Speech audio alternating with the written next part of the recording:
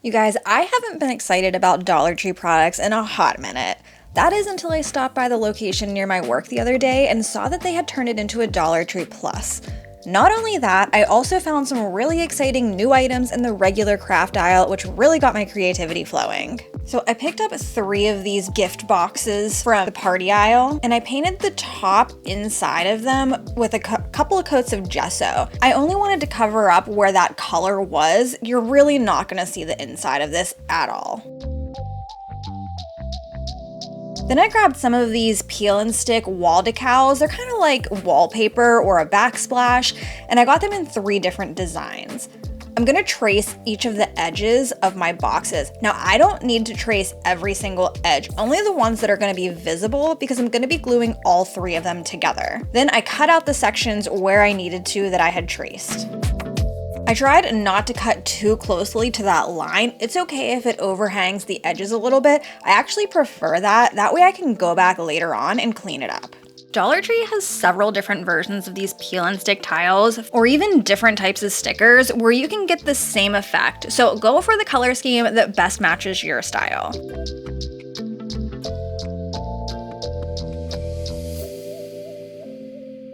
Then all I need to do was peel that backer off, and I placed each of my little tile pieces on the sides of the box.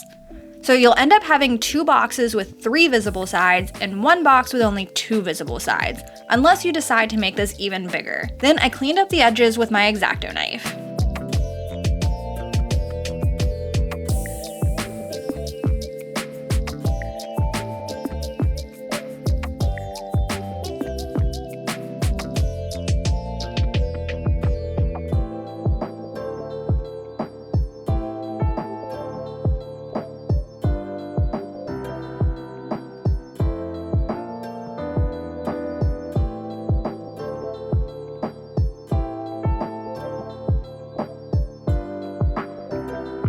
Here's how it's looking so far with the 3 designs that I chose. Next, I took my hot glue and adhered all 3 boxes together.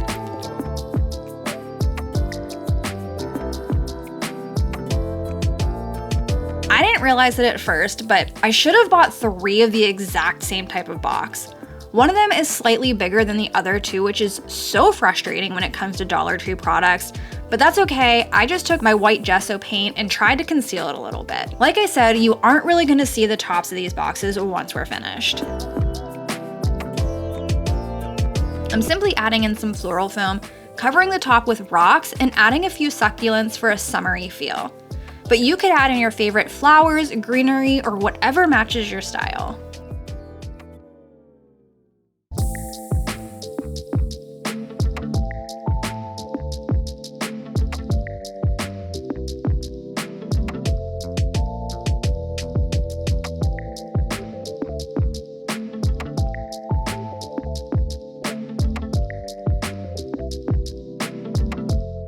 Next, I've had these 3 picture frames in my stash for quite a while now, and I know you can find very similar ones at Dollar Tree. I'm not sure where these ones came from, but I'm gonna remove the backs of these, and then I got out some foam core board. I'm gonna cut around the backing with my X-Acto knife so I have a piece of the foam core board that fits snugly inside the frames.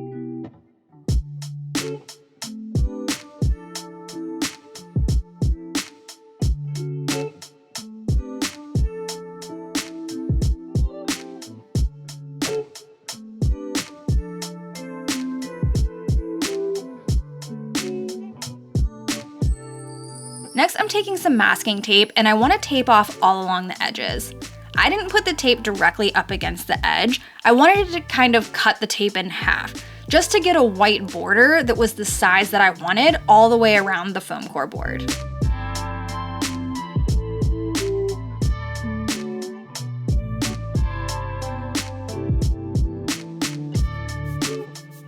Then I'm taking my moss green paint by Waverly and I'm using a sponge dauber here to apply all over the foam core board. I just really like the texture and the dimension that using a sponge dauber added to the paint rather than using a flat brush.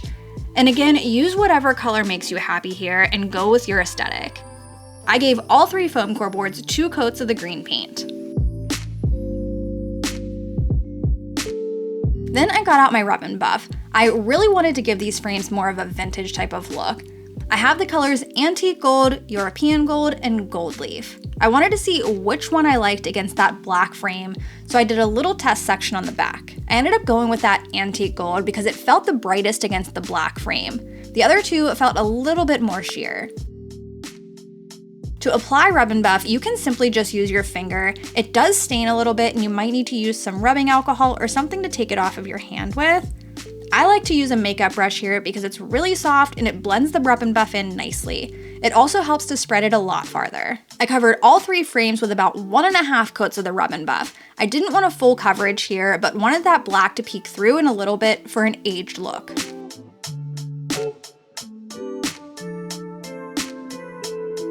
When I went to remove the masking tape from the foam core board, I should have known it was going to rip off some of that foam core board top. After all, it is just paper as the top layer. And at first I was really upset by this. However, I think it turned out to be a really happy accident because it ended up giving even more of that aged and vintage type of look that I was going for in the first place. So once I stepped back to take a look at how they had turned out, I really loved it. I did just have to touch up one small section where the paper ripped up a little too far. Next, I had cut out a few greenery images with my Cricut machine, and I'm gonna weed them out now. So I cut a Monstera leaf and then 2 basic greenery stem looking images. And of course, you can print out any image that fits your style. Vintage botanical art has been trending for a while, and I wanted to recreate that look for myself.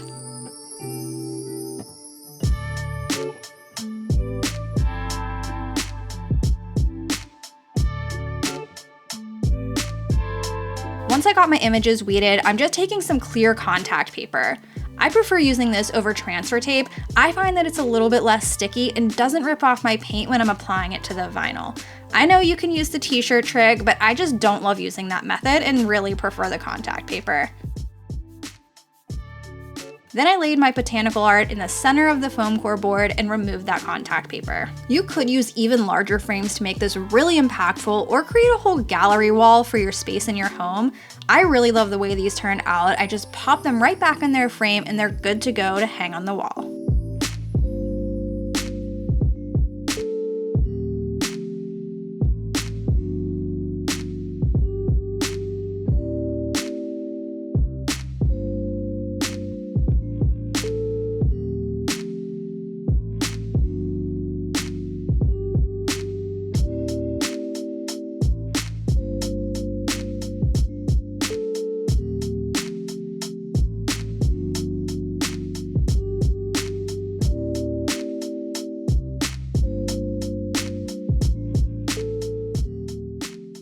I found this beautiful green striped fabric at the Dollar Tree, and this is perfect for me as green is my favorite color. It is a little bit wrinkled once you open the fabric up, and I had got this Cricut mini heat press recently.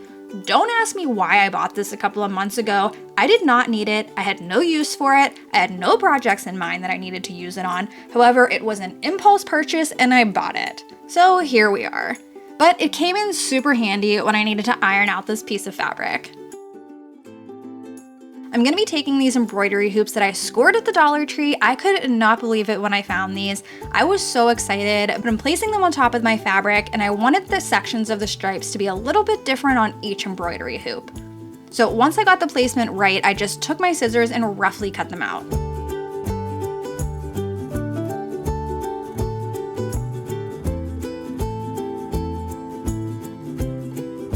Next, I need to add the fabric to the embroidery hoop, so all you have to do here is unscrew that little top piece, place your fabric over the solid embroidery hoop ring, and then place the one with the screw right down on top of it and make sure your fabric is nice and snug. When you have a stripe pattern or something similar, you want to make sure that your stripes are not warped and don't pull that fabric too taut.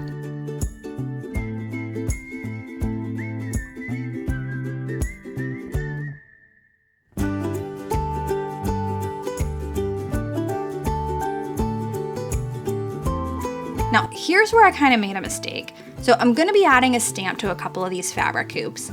And I knew I should have added the stamp before adding the fabric to the hoop, but I didn't do that.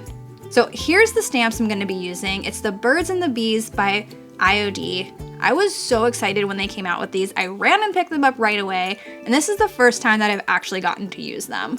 So I picked out 2 of the birds that I liked, and I'm gonna use those on 2 of the larger embroidery hoops. But before I add the stamps on again, I'm cutting down the fabric and then I hot glued it down to the back to make sure it wasn't going anywhere and it wasn't visible from the front. This is not how you typically finish the back of an embroidery hoop. I know that, I'm well aware. This is just the easiest way that I thought to do it. So next I'm hot gluing my embroidery hoops together in the placement that I want this little wall art piece to be. If you want this piece to be permanently held together, I would use a stronger adhesive than hot glue. I wasn't sure if I wanted to keep this layout or if I would mix it up a little bit in the future or take them apart entirely and use it as something different. So I only used hot glue here, but just know it will peel off because these are plastic embroidery hoops. Now I'm finally taking my stamps and adding them to the fabric. I did place a bucket underneath of the fabric embroidery hoop, so there was a flat surface right underneath of that fabric. I also don't have one of those acrylic blocks that you're supposed to put these kind of stamps on in order to handle it a little bit easier. But I applied my Craft Smart from Michaels permanent black ink all over my stamp, and then I'm pressing it down where I wanted it on my fabric embroidery hoop. Now, because I didn't place it down while the fabric was still on a flat tabletop surface, the stamp came out a little bit muted. I still love the way it looks. It looks a little bit more aged, but it could have looked a lot more crisp and bright. Regardless, I love the way this piece turned out.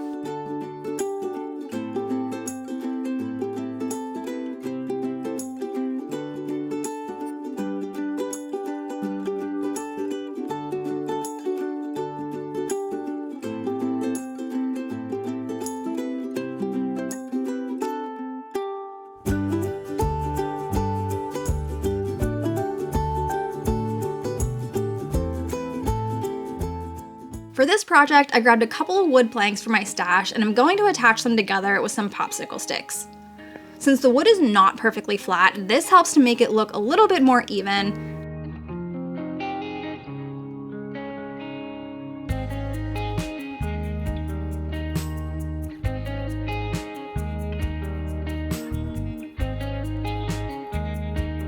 And then I filled in the holes where the string was with some spackle and let that dry.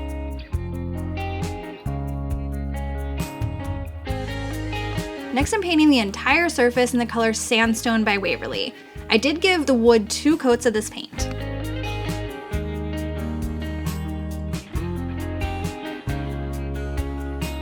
I'm making another little succulent garden. This one is going to be a vertical wall hanging, and I have these plastic decorative bowls in my stash as well to add them to the wood pieces. I decided to cut them in half, so I drew a line with my permanent marker to know where I wanted to cut them down, and then I used my hot knife to cut them.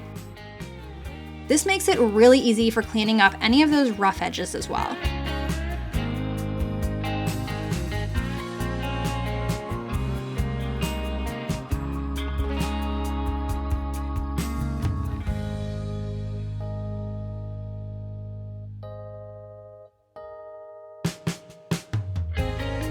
Now, I knew I wanted to paint the plastic bowls, and because they're a slick surface, I put down a coat of my Dixie Belle Slick Stick first. Initially, I had wanted the shiny side of the bowls to still be visible, so I painted the inside of the bowls with the Slick Stick. Then I went back over top of that paint with the color Fluff by Dixie Belle, which is kind of an off-white color. And then I realized you weren't really gonna see that color because I had put the Slick Stick down first. Now, it did show up a little bit more off-white, probably not exactly the right color, but it ended up working out at this stage. Next, I was taking my gilding wax and I thought to fill in all of these little details around the outside of the bowl just to make it pop and make it a little bit more fun. However, I do something different with the background, which you'll see here in a minute, and this ended up looking way too busy. So I did go back over top of the front of the plastic bowls with my off-white fluff color, and they ended up not being shiny at all. Instead of filling in all of the little details, I decided just to add this bronze gilding wax rim around the tops.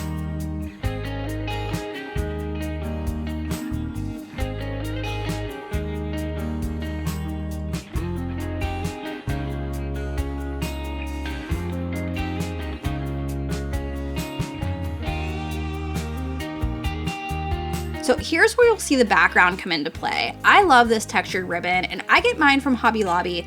However, you can also find this very similar textured ribbon at the Dollar Tree. I just preferred the more neutral color that I had from Hobby Lobby for this project. So I cut down 4 strips to cover the length of the board. Then I started to glue them down in place. I don't want to see all of that hot glue seeping out of the ribbon because there are so many holes in it. So I only tacked the ribbon down in select spots where it was a little bit thicker on the ribbon and I could add a little dab of the hot glue. I did this to cover the entire surface of the board, and I didn't worry about making sure all of the edges were glued down at this point.